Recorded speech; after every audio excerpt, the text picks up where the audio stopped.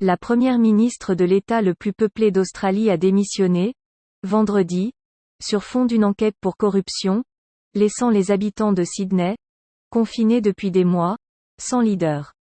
Gladys Berejiklian, à la tête du gouvernement de l'État de Nouvelle-Galles du Sud, où se situe Sydney, a annoncé son départ du Parlement après qu'un organisme de lutte contre la corruption eut fait état de l'ouverture d'une enquête à la suite de soupçons de corruption à son encontre. Ma démission en tant que première ministre ne pouvait pas survenir à un pire moment, mais le moment est complètement indépendant de ma volonté, a déclaré Madame Berejiklian à la presse.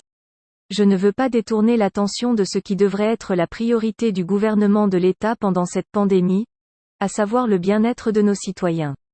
Cela a toujours été et sera toujours le cas, a ajouté la dirigeante conservatrice qui, depuis le début de la pandémie de Covid-19, apparaît presque quotidiennement à la télévision.